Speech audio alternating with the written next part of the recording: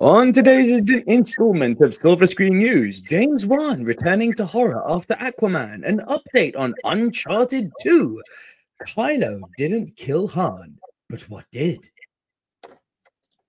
And of course, we go back in time for classic movie reviews, all on Silver Screen News.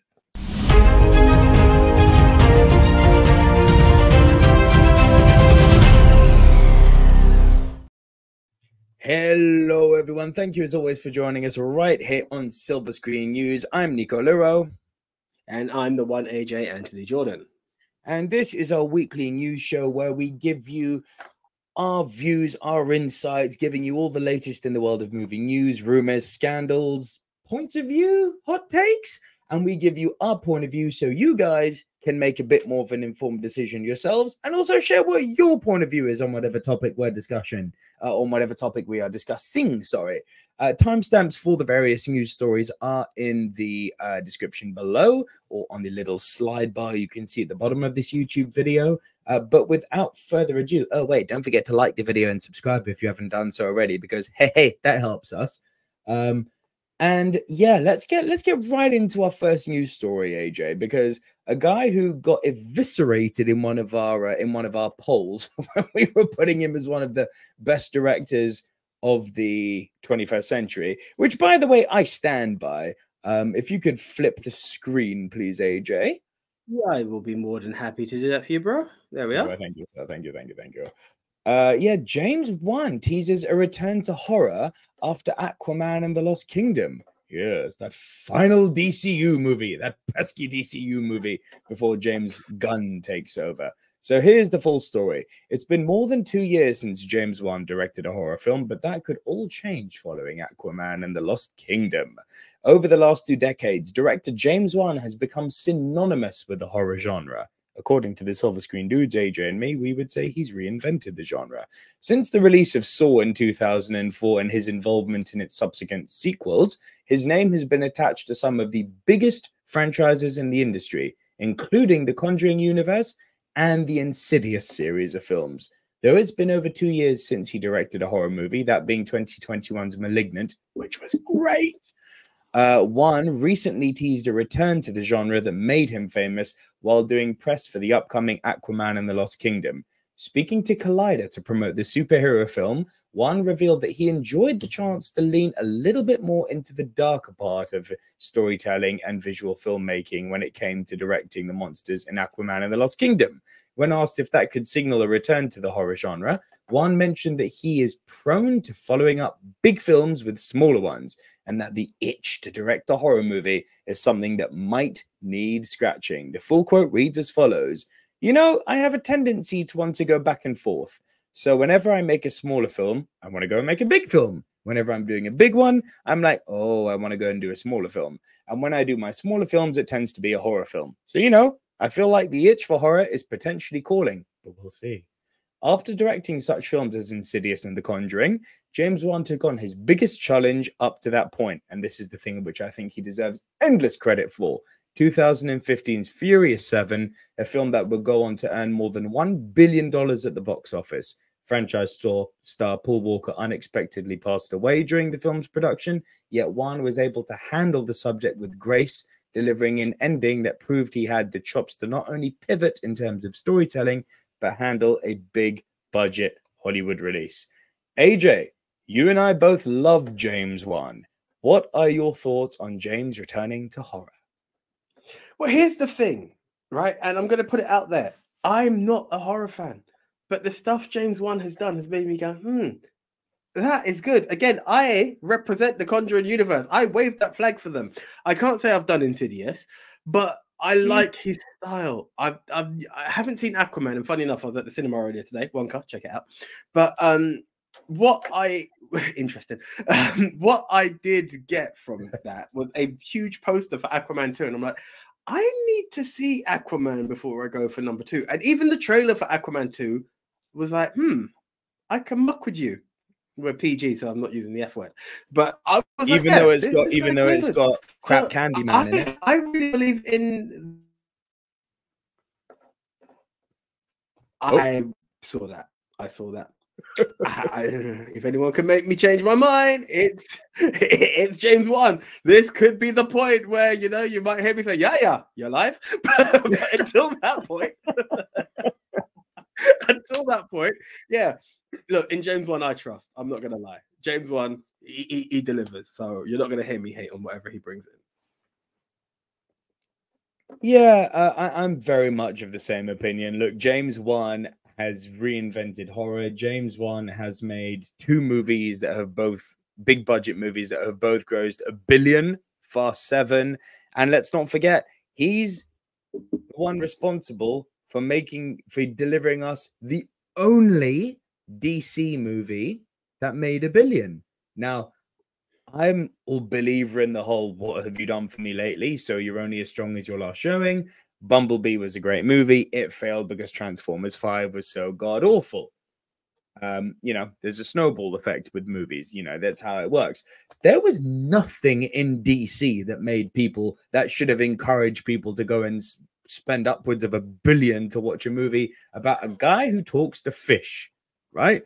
Yet somehow James Wan took Jason Momoa, who by his own admission is a fun actor, but not the world's finest actor, put him in a tight green, nylon top, and made $1 billion. And the movie's dumb. It's really dumb, but it's fun. So everything James Wan touches seems to just turn to gold. And listen, sadly, Aquaman 2 is not going to make $1 billion because people have now, after the last 6 or 7 DC movies that have all made less than 400,000. I mean, that's ugly reading. There is nothing on God's good earth that's going to make Aquaman 2 $1 billion movie. It's not going to happen. So the lightning will not strike twice. And James Wan can leave DC.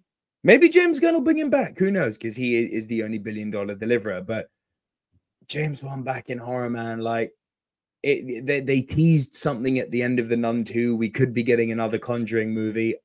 I'd love to see him direct another Conjuring movie because Conjuring 1 and 2, like you, AJ, I love them. Conjuring The Devil Made Me Do It. He didn't direct it. Sucked. God, it was a letdown. I was so sad by that. So maybe he's going to return to the universe that is so universally loved in the domain of horror. Anything you want to add on this? Look, again, it's just look at the guy's track record. He barely misses, man. So just support good filmmakers. That's my thing, man. And I do truly believe James Wan is one that would make me go, I might give that a shot. In an era where we don't say the Spielberg movie or that, and it's mainly the Nolan movie. Yeah, right.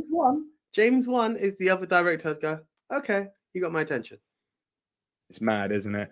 I want to hear what you guys have to say. Are you excited for James Wan's return to horror? Are you excited to see the end of the DCEU? Let us know all down below in the comments, please. And with that, we will move on to our next story. We're pivoting a little bit here because we're going from horror into video game. Let's talk about ism. I'm going to say this in the final video of the year on the channel, the ranking 2023, every movie in 2023. But I'll say this now with you. 2023 has been the year where video games arrived properly.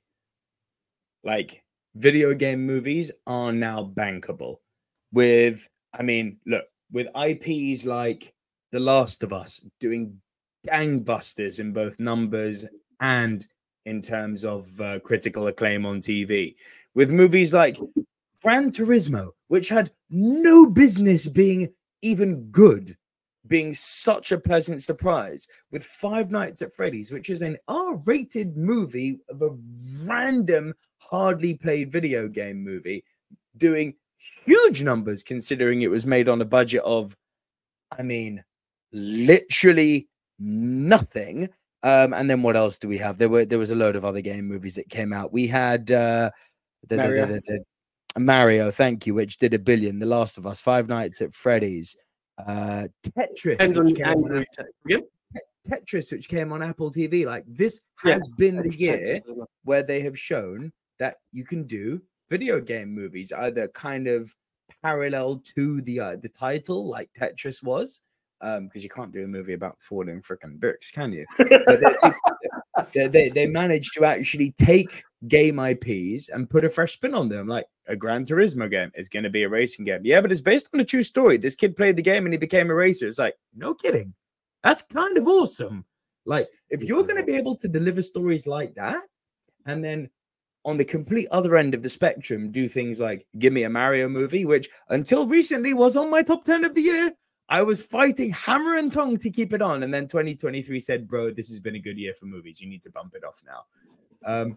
And then the announcement of Zelda coming. Like, the future, finally, the future for video game movies is actually quite bright. However, Uncharted was not great. Like, it wasn't 2023. It wasn't 2023. I'm really sorry to say Uncharted was one of the lesser, more recent video game movies. Ready for me to switch? Yeah, actually. And, you know, with all this, the movie still did good in terms of its box office revenue, and we are getting a follow-up. Here's the full story. Uncharted 2, Mark Wahlberg reveals key developments for the sequel. Could it be good? Uncharted 2 stands out in the rapidly expanding realm of video game to movie adaptations, a sector experiencing growth akin to superhero films. Fact. Mark Wahlberg's latest statements have thrust the project into the limelight. In his latest interview with The Direct, Mark Wahlberg announced the active development of Uncharted 2, confirming that the screenplay is already written. Wahlberg shared that the script is still undergoing refinements, indicating that the creative team is exploring diverse narrative possibilities for the sequel, despite the varied critical response to the first film. Sony appears committed to continuing the Tom Holland-led Uncharted franchise. Until recently, details about Uncharted 2 have been sparse since the release of the initial film in early 2022. Wahlberg also expressed his readiness to reprise his role with the condition of elevating the sequel beyond its predecessor. Yes, please. He commented on the character Sully's iconic mustache, which he plans to don throughout the entire film if it proceeds. Wahlberg's commitment to authenticity... It's a mustache, Mark. Calm down. Wahlberg's commitment to authenticity was evident as he discussed his reluctance to use a fake mustache, emphasizing his preference for a real one. He believes that a genuine mustache adds to the character's depth and was pleased with the positive... I can't believe I'm reading this. Was pleased with the positive audience reaction to it in the first film's final scene. Okay. Is this a thing? Like... I'm just going to let me get your thoughts on Moustache Mountain. Like... Moustache Mark! Moustache Mark? What the hell? I'm actually more than I got tears in my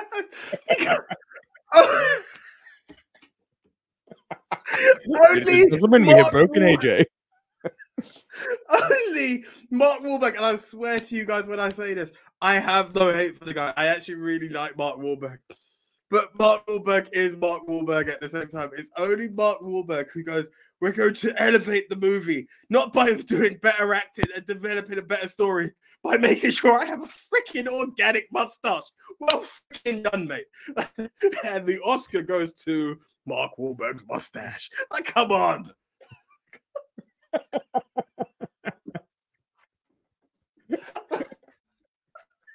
Is that all? Is that your take? Is that the more the story continued, the more it was just to focus on the mustache? And I'm like, what?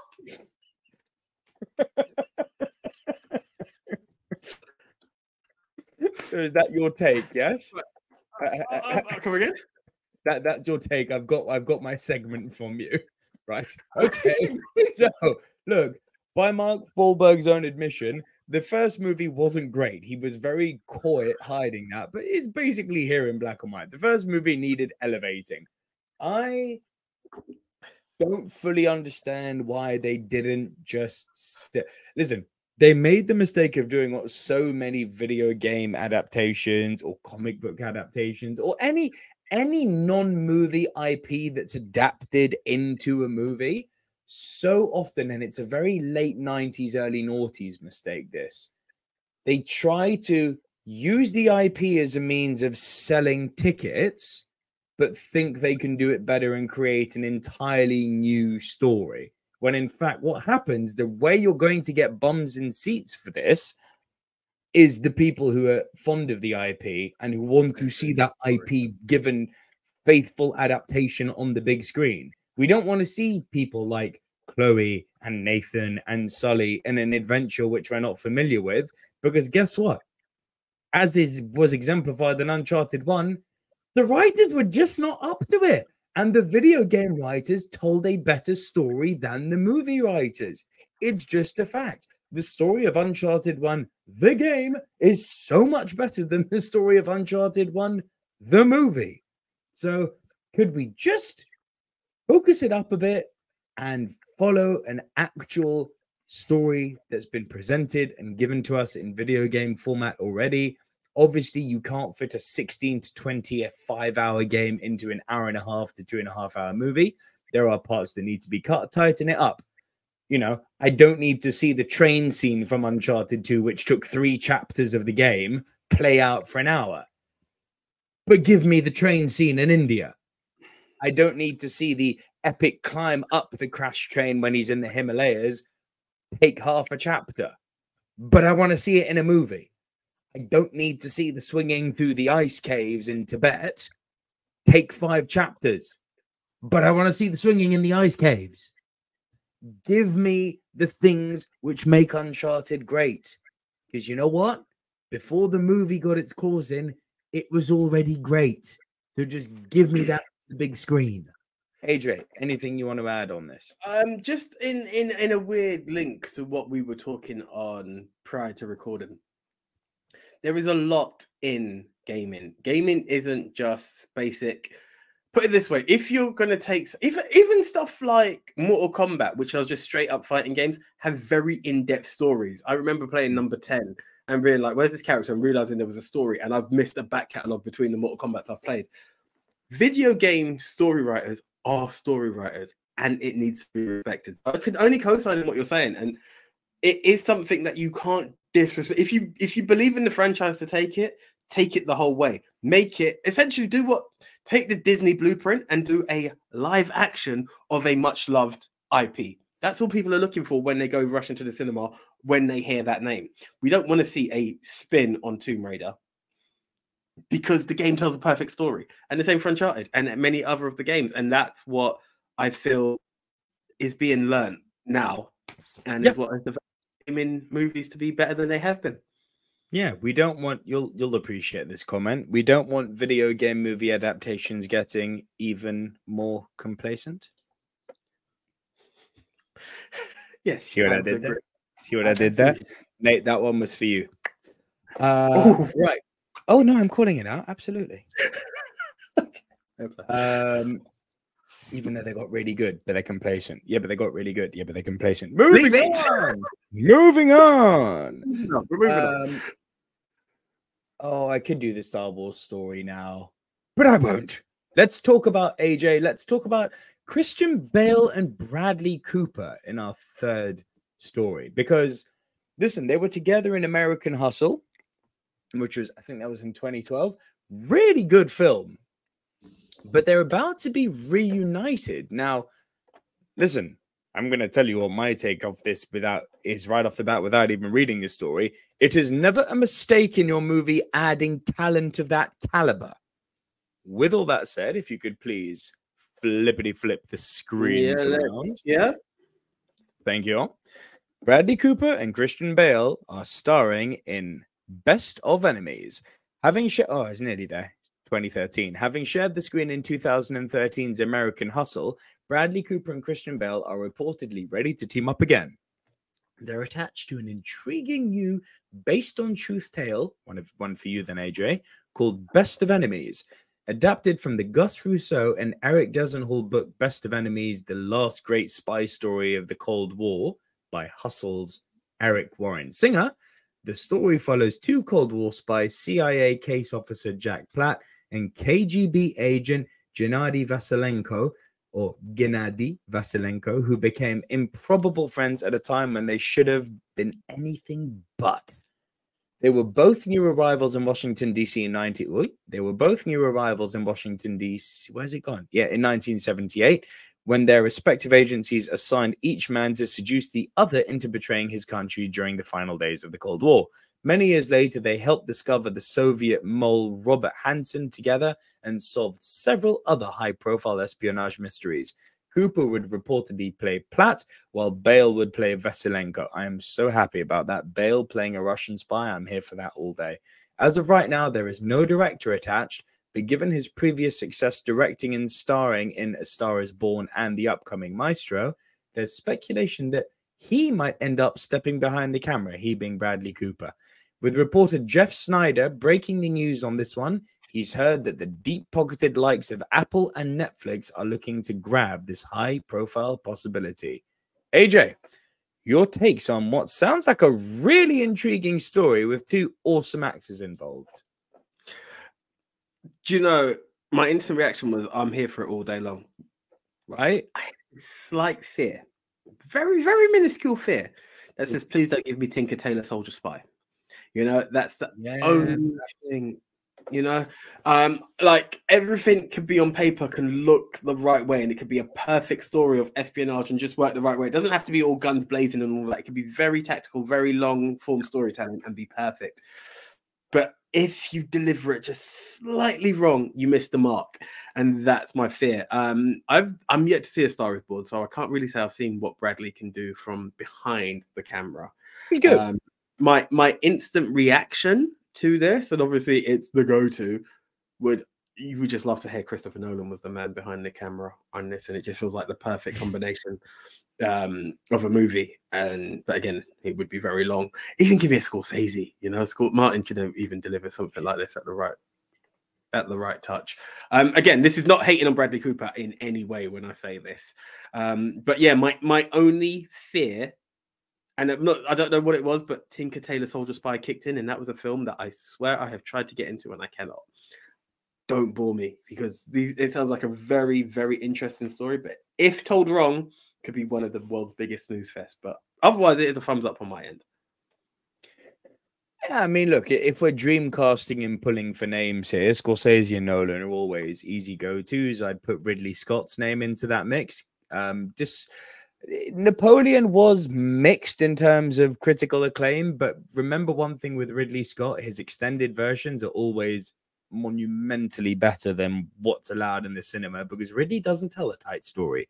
Kingdom of Heaven, the theatrical run, not great. Kingdom of Heaven, the extended version, amazing. Blade Runner, the original. Blade Runner, the last director's cut. So good. And I've heard that Napoleon's going to get an extra hour, 10 minutes on its already 2 hour, 40-minute runtime. And you know what I have to say to that, despite the length? Oh, I'm so here for that, because that movie, despite being long, felt so rushed. Like, scene done, scene done, scene done. Let it breathe, Ridley. Anyway, I'm not here to talk about Ridley other than in a dream casting capacity, because he's still got it. Who else could I see? Dude, there's a plethora of great directors. Maybe someone like Emerald Fennell, who recently directed Promising Young Women in Saltburn. She's really good as a character actor, director. I'd like to see her given an opportunity like that. There is nothing wrong with adding talent to your movie. The movie sounds interesting, and as long as I get a bit of Kristen Bale giving me a Russian accent for a while and giving me the cold humor, I'm all here for it. Do you have anything to add? I wish, Corned. I wish. But no, let's bring it on. Look, you can't be negative in something that just sounds both interesting as a story and has a stellar cast already in place. Well, what is there to complain about? Bring it on. Let's see what comes from it. Yeah, I mean, you say, okay, so, and with that, we move on to our last story, and you say that there's nothing to be negative about. My God, this is an IP where people like to be negative. He said it every time. Of course. AJ, we're going to take a plunge in the toxic pool now. Are you ready? Let's talk Star Wars. Star Wars fans, again, breathe. Be nice. It's okay. We all like Star Wars here. It's okay to be impassioned, and it's okay to have differing opinions without trying to murder each other behind the keyboard. Breathe. And now let's talk about the story. Because AJ, according to Adam Driver, Kylo Ren, in fact, this video is going to get a lot of hate. Kylo Ren, in fact, did not kill Han Solo. AJ, do you know what killed Han Solo? Go on. Wokeness. This is going to go down brilliantly. Adam Driver opens Saturday Night Live stating Kylo Ren didn't kill Han Solo. Wokeness did. Oh, goodness me. Adam Driver returned to Saturday Night Live this weekend and took the opportunity to stir up Star Wars fans. Dangerous stuff, Adam. Be careful. By commenting about how his character Kylo Ren was not really the one responsible for the death of Han Solo in Star Wars The Force Awakens. Sitting at a piano to sing his Christmas list to Santa, the actor proceeded the piece by explaining how he loves the holiday season for many reasons. This includes his deep and personal relationship with Santa. Driver said in his opening monologue, "I'm so excited to be back, especially during this time of year. I love Christmas. It's my favorite holiday. The food, the music, the family. But largely it's because I have a very deep and personal relationship with Santa. Usually I tell Santa my list in private. Since we're here, and I know Santa watches Saturday Night Live, he hasn't liked it since Chris Kattan left.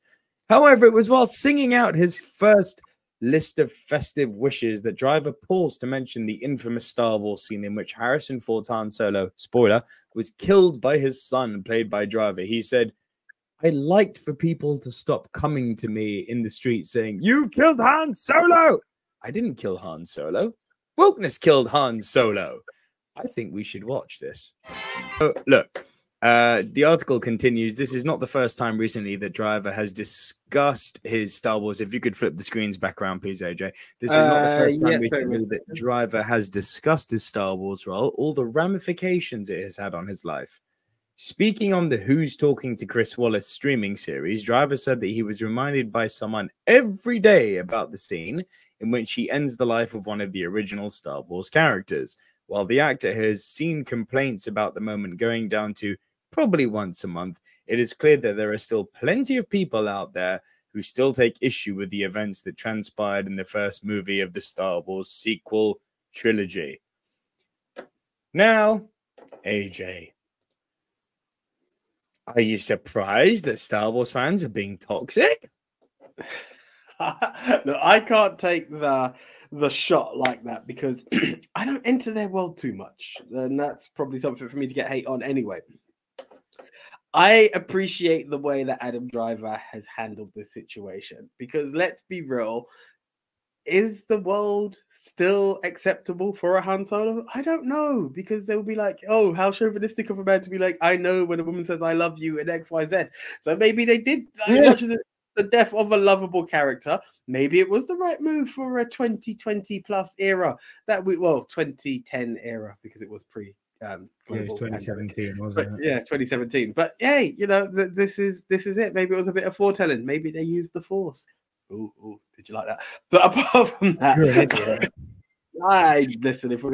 If Adam can run jokes, so can I.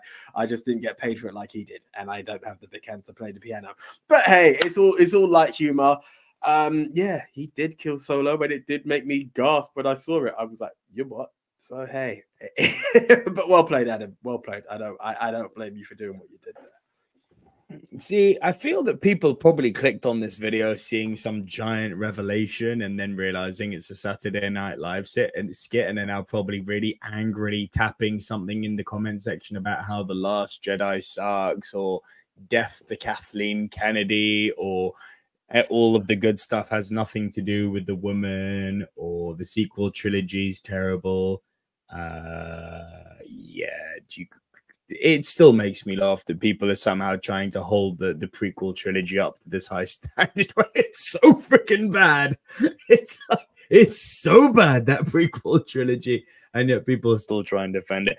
I don't care. I'm not going to get into Star Wars debate. No one other than most people like The Empire Strikes Back as their favorite movie. But even there, people have differences. Some people like Return of the Jedi. Some people like The New Hope. Some people like big tone, like Revenge of the Sith. AJ likes The Force Awakens. Like, at the end of the day, why is it that this weird cesspool of fandom has taken it upon itself to not only not be able to get along and to be so toxic and so poisonous to the degree that it becomes obsessive? And not to quote Phil Brooks, but I just feel like saying, man, go outside and touch grass. Seriously, it's not that deep. It's a piece of entertainment. I love it. You love it. If you didn't like something, guess what? The movies you liked are still there. Breathe, guys. It's not that deep. Maybe the next movies will be going, no, if Kathleen Canada's in charge. Shut up. Anything you want to add? Do you know the weird thing about the Star Wars franchise, I'm going to say, is it's not that every element of the prequels are crap. It's not like everything of the originals are great. And it's not like everything of the sequels are bad or good either. And this is something that's quite hit and miss. Like, you know, when you can look at, I'll take The Matrix, it got progressively worse. And you can understand why there's certain hate. But there is certain redeemable factors in each of the trilogies and all the, let me call them side quests. You know, I enjoyed Solo. Solo.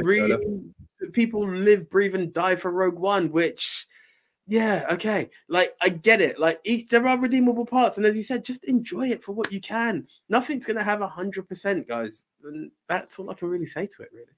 Yeah, and just chill. You really don't see any other fandom, even MCU, which has got really bad recently. You don't see anyone calling for blood like this. I mean, the equivalent of what Star Wars fans do is like saying, the recent movies were bad. Fire Kevin Feige. It's like, have you lost your mind? Like, no. Like, there are other factors at play here. Has Kathleen Kennedy dropped the ball? Yes, for sure she has. But just chill. Chill. Put the pitchforks down, guys. Oh, and with that, AJ, I mean, sounding like an old timer is all so timely because we got to take that dusty road. We got to go down certain boulevard of broken dreams. We got to go down TBT Boulevard, AJ, in a section that we simply call Throwback Thursday Movies.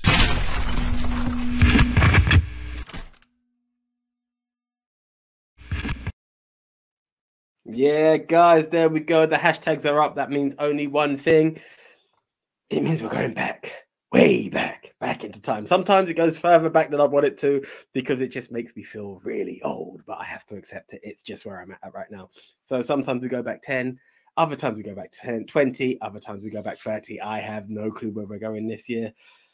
Nico, drop the dime, bro. How many do we have and how far back are we going? Our first classic movie review this week, AJ. We are going back 20. First, oh god. Okay. No 10 for you this week. We go straight in there. No foreplay. And AJ, 20 years old this week. Annoys me because the lead star literally hasn't aged in 20 years. But we are going to the land of the rising sun, AJ. Tom Cruise and Ken Watanabe in The Last Samurai. 20 years old this week.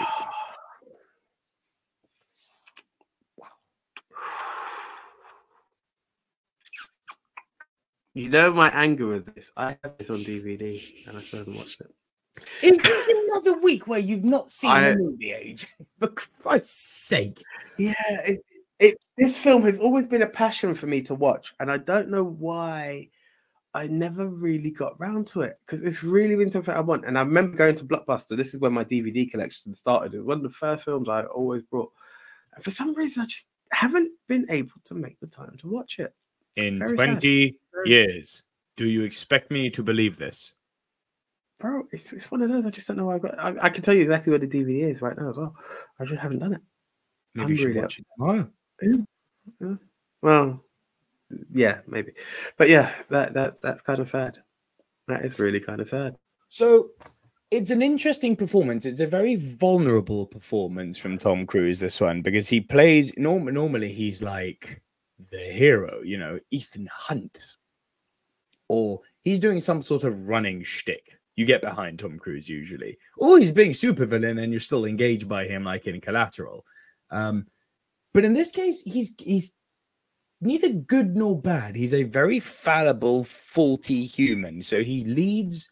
He's the general in an army that's been recruited by Japan to kind of eliminate the last remnants of the samurai, so that Imperial Japan can march on, so to speak. And in one of the early battles, I have to spoil this beginning part for you, I'm afraid. Otherwise, there's no ability to do the analysis of this. In one of the beginning battles, he gets taken, you know, they lose the battle, and he gets taken prisoner by the samurai. And what unfolds is a really quite beautiful, but also equally violent, deep dive into what samurai culture is from the point of view of a gaijin, an outsider, from someone who's got all sorts of issues, like the notable one being alcoholism, learning what peace and serenity is, learning literally the bushido, the way of the samurai, learning what learning what having inner peace is and how to weaponize that when need be.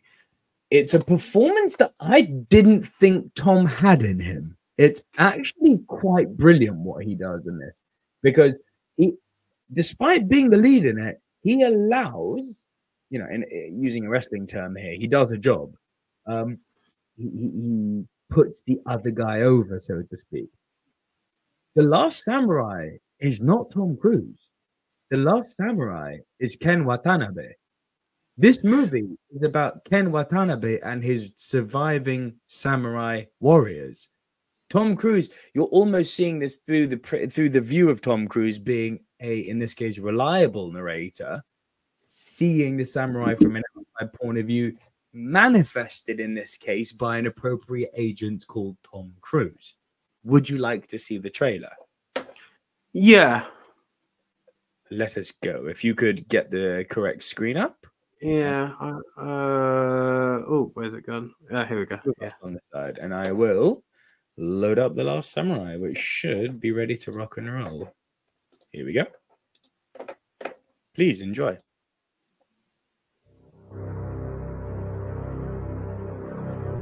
Japan's got it in mind to hire experts to train their army. We will pay you $400 a month. Five. Nah. How many other genuine heroes you got lined up? Very un-Tom, right? Yeah.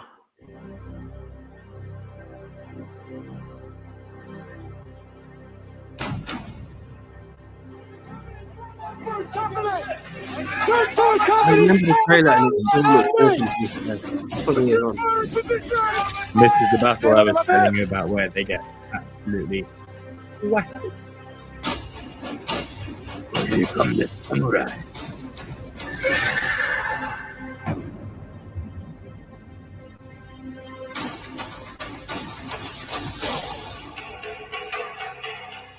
Hiroyuki Sanada's in it, AJ. Clear to know my enemy. I've seen what you do to your enemies.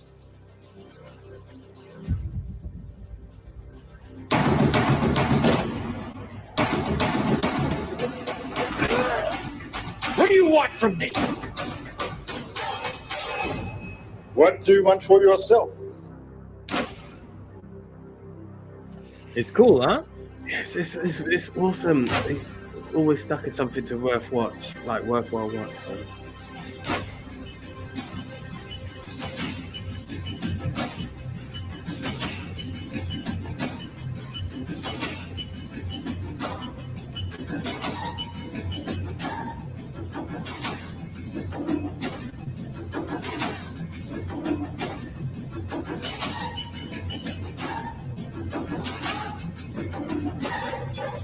Very cool. Very, very cool. You know what I love as well, though? Practical Tell me. effects. You know? Practical. Yeah, it's all practical, man. So that, AJ, was a taste of The Last Samurai. Now, what I can tell you, the trailer's a little bit guilty of essentially showing the entire freaking movie. Like, you've just seen the movie. Can I be honest? Tell me. Before you go there, right? Maybe it was, and it gives a different thing, but I always found something that might have been, especially now, you wouldn't have felt it back then because we just accepted what was what back then. Yep. Cultural appropriation is what I've always felt, because I was like, they made him the last samurai. No. What bugs me, and I'm glad to hear they didn't, what bugged me is the false advertising. Obviously, Tom Cruise was the marketability behind it, but it's the way his face was front and center on every poster. You know, pleasant surprise, I get, but yeah. That's the part. So even then, even with the trailer, I still thought he was still going to be that guy. So in a way, it gives a lot away, but it didn't. The only negative I really have to throw at this movie is that I did find the ending very forgettable and quite underwhelming.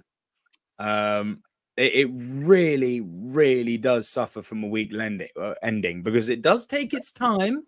It's very, very much a character study of multiple characters.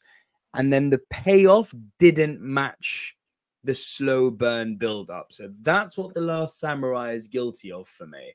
I appreciate you're not going to be able to rank this one.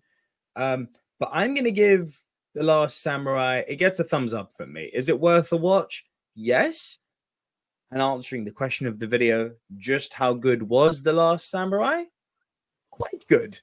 I would say worth a watch if you haven't seen it. A very surprising performance that's quite out of character for Tom Cruise if you're a fan of his work and what he usually does in his wheelhouse. And a refreshing change of pace for his usual action fare. So if you haven't seen it, worth a watch. And if you have, I want to know what you thought down in the comments section below. Did you like this movie? And what's your favorite Tom Cruise movie? Let us know down below. Another classic movie review, AJ? Are we still in the 20 territory, or are you going to kill me with a 30? Shivers. Okay, let's do it, because we've got to do it. It's just, c'est la vie. Ooh, it's not nice. This one's gonna sting you, bro. Oh, I don't want to bring up the poster, but AJ, 30 years old. Tom Hanks and Denzel Washington in Philadelphia. Now, this I have seen. Yes. This I have seen. Take the reins. It's really funny because what I like about it hurts that it's 30 years old, but what I'm going to say is something, because Philadelphia just last week was a topic of discussion. I don't know if I mentioned it to you last week, but I definitely mentioned it to my mate John at work, because there was that age-old discussion of cinema. 2023 doesn't have anything in the cinemas anymore. Films that Hollywood's dead. But you know, one of the you mentioned this and we both poo-pooed on it. Yeah. What I like about John is he's quite open to it, and he says it's not Hollywood's fault, it's my fault, because I'm not going out to support cinema, and we're not seeing these what I like to call middle ground films. That's good. Yeah. You know, it's middle ground films. It's not indie, but it's not blockbuster. Now, by sales, you could say this is a blockbuster, but it's not your traditional blockbuster with your monsters, like, dragon, you know, dinosaurs and explosions a la normal Tom Cruise movies and all the rest. This is what I like to call a very middle ground movie, and this is what I like about exactly that era that we had 30 years ago. Not so much 20 years ago, definitely 30 years ago. Is that, and this was my example. I was like, where would Philadelphia be if released in 2023? I don't know. Oscar darling. Yeah, and that's what it is. As an Oscar darling. And don't get me wrong, it would be released in the same time that it was, just in time for the Oscars and for it to just about qualify. Yeah, it would have its marketing trail. Yeah, but that's really sad. And this is one of those films that I have to be honest. Do you know what we have to really acknowledge? And I know the Birdcage can also fall into this. It was very brave to release a film like this in this time. Jesus, right? Yes. Because you know, call it ignorance as you want. Homosexuality was still something that people were kind of coming to terms to, you know, in a way, and it was something that was ridiculed quite a lot. You know, you could go back to a lot of the jokes that were out there in mainstream. That it's something that you couldn't accept it from someone. You just took it as something. Oh, he's a gay. Da, da, da. You know, to say to someone. Yeah, bro, we were 6 years removed from Eddie Murphy's Delirious here. Do you know what? I wasn't too sure of the time, so I didn't want to quote it. But this is the kind of thing I'm talking about, you know. And I wouldn't be shocked if there were other stand-up comedians doing it in that year and after the release. God, yeah. So all of this is happening, and then you've got two stellar actors who, to this day, we can talk about the power that they bring in movies. And I'm going to give a touch more credit to Hanks in this because he's taken the risk of playing a homosexual in that time where it was being typecast, right? When he was still just doing comedy movies and stuff. Yeah, and this is it. So you've done that, and then you've got Denzel Washington, who is a lawyer who very much represents what society would have looked at the time. Like I'm not entertaining a, you know, I'm not going to use the derogatory term that I think he uses in that film. It begins with an F, you know. It's the views that you've got on it, and with that, you've got this film, and you're like, yeah, okay, young and dumb. I'm going to put my hand up. You're like, oh, I kind of get what you're saying, but that's the way society kind of portrayed it. But this film opens your eyes to people are people, the struggles that go on, the way things are doing. And I remember it being moving as hell. Not only was it moving for the LGBTQ plus community, it was also very eye-opening for what this condition is and how it deteriorates a person. You know, you were just like, again, and it sounds very bad. It was like, oh, gays, AIDS, and that was it. What this film shows you is a real mover. Like, it won the Oscar, right? So deserving. Hanks won the Oscar for this. Yeah, Hanks. What a performance from Hanks! What a performance from Hanks! It's the film that you didn't know you needed. Is what I would call Philadelphia. Honestly, do you know there's something I'll add to this because I think you make a very good point about the whole homosexuality as a main theme and topic in a movie was still incredibly taboo. And, you know, as I said, in my part, we were 6 years out from Eddie Murphy doing a whole bit on Mr. T being bummed in Delirious, right? So this was still peak make fun of gays time. The fact that they had the balls to take a comedic actor, which I know it's crazy to think of Tom Hanks like that now. Yeah. But, you know, Turner and Hooch. Big. Tom Hanks was... there was another one. The Graduate? No, not The Graduate. That was Dustin. He's got one where it's like Frat House or something like that. I don't know. House. Thank you. I think you're quite right. Tom Hanks was a comedic actor. And they not only put him in a position where he was having to deliver subject matter, which was like prime subject matter for stand-up comedians, but make him deliver it in a dramatic way. AJ, let's also not forget Denzel wasn't Denzel yet.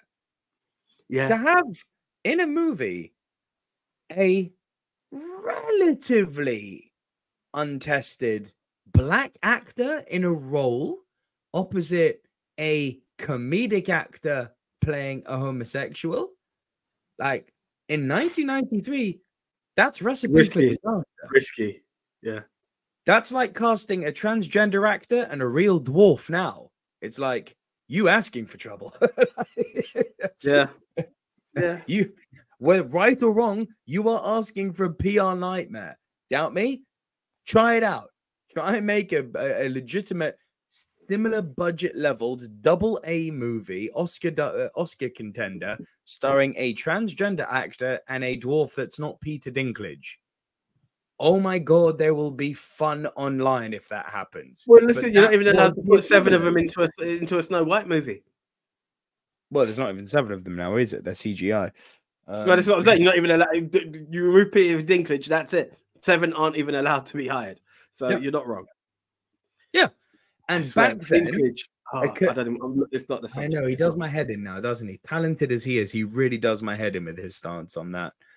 But yeah, an untested black guy and a comedic actor playing a homosexual in 1993, shouldn't have worked. And yet, we've got one of the all-time two of the all-time great performances, certainly two of the all-time great 90s performances. And if you're not familiar with Philadelphia, here's the trailer to tantalize your taste buds, which we're going to watch along with you now. AJ, if you could get the screen up, please. Yes, done. Oh, thank you. Where have you gone? Here we go. Highline Incorporated is now represented by Wyant, Wheeler, Hellerman, Tetlow, and Brown. And more specifically, Andrew Beckett. Yes! Bravo! No, because it feels comedic at this time, doesn't it? Yeah, you can see he hasn't quite got his dramatic chops yet. Mr. Beckett, how are you? What happened to your face? I have AIDS. Oh. I'm seeking representation. You want to sue Wyant, Wheeler, Hellerman, Tetlow, and Brown? And you see the stigma just by shaking her hand at this time. About pneumonia. What's that in your forehead, pal? Andy, everyone in this room is your friend. I misplaced an important complaint. That's their story. We've been talking it over, your future, that is, and we feel that because we respect you so much, we must be honest with you. Excuse me. Am I being fired? Would you accept a client if you were constantly thinking, I don't want this person to touch me? I have a case. I don't want them to even breathe on me. You don't want it for personal reasons. Thank you. That's correct. I don't. That's very disappointing. Sir, wouldn't you be more comfortable in a research room? No. Would it make you more comfortable? This film is so Beckett, powerful. how you doing? Counselor. Did you find a lawyer? There's going to be things said at the trial that are going to be hard for you to hear. I want to know everything about his personal life. What deviant groups did he secretly belong to? I didn't raise my kids to sit in the back of the bus. Is Andrew Beckett the kind of lawyer who misplaces crucial documents? An excellent lawyer. Andrew Beckett is dying. You were impressed with Andrew Beckett's work. Andrew Beckett is angry. What powerful force has caused him to change his mind? And he wants someone to pay. TriStar Pictures presents The law's been broken. I just want what is fair, what is right. You remember the law, don't you? a Jonathan Demme picture. So let's talk about what this case is really all about. Did you fire Andrew Beckett because he had AIDS? The general public's hatred, our loathing, our fear. In this courtroom, Mr. Miller, justice is blind to matters of sexual orientation. We don't live in this courtroom, no, do we? Tom Hanks, I love the law. Denzel Washington, Are you gay? Objection! in a story about our lives, Oh, Mom, today's a good day. our Weird, fears, isn't it? Because the music almost doesn't into fit the our dramatic offices. tone. and our humanity. I hate this case. No. Like, this is not a happy movie, and yet the Philadelphia. sound How many is... lawyers you go to before you call me? 9.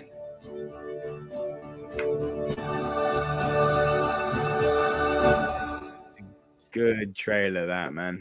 It's a really, really good trailer. The music they selected did not match the dramatic tone that the movie actually has. Very 90s.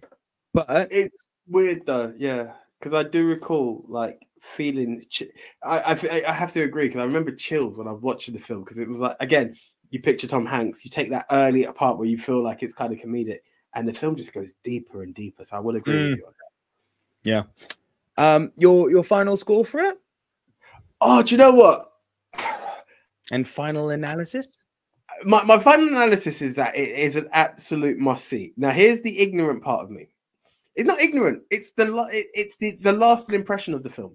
Philadelphia is a one-time watch, but it's lasted with me throughout. Yeah, lasted throughout, even to the degree that I could give what it is. And I feel, even for the fact that I used it as an example just last week, not knowing that it's coming this week, it just shows the power of the middle ground film. So I will definitely give it 2 thumbs up. I'm just off the mark of giving it GOAT status just because I can't remember it enough for it to say if it qualifies that. But then, do you know what? Actually, do you know what? Throw it up. Because of the taboo that it challenged and the way it done, throw it up. Let's make the noise. Let's give it a good old bah. Yeah, it's got its good old GOAT status because the turning point that it done, and for the fact that middle ground movies don't have a place like it does anymore. Yeah. This is a one of a kind film, actually. Denzel Washington became Denzel Washington in this movie. The Denzel that we still know and love to this day was born in front of us in this movie. Tom Hanks became Tom Hanks in this movie. This movie is responsible for making two of the greatest of all time. It blew the roof off of what a homosexual performance could be, of what a leading black man could be. In some ways, it did change parts of cinema. It's incredibly engaging. It is rewatchable despite having heavy subject matter because it's so well made. It doesn't quite get GOAT status for me, not for any negative reason other than just an enjoyment factor. It's a 2 thumbs up for me. I absolutely love this film. And that brings us to the end of our latest Silver Screen News show. So please, guys, if you've liked this video, please do like it. Give us a thumbs up. Please do subscribe to the channel if you haven't done so already. And please do let us know all your comments down below. Be it the Toxic Star Wars, be it Moustache Mark, be it be it thoughts on the 2 classic movies we reviewed today. If you're what, yeah, just let us know, guys. We want to hear from you, and we will see you next week for our last news show of 2023. My name's Nico Lero. And I'm the one, AJ Anthony Jordan. And we will see you next week, guys. See ya.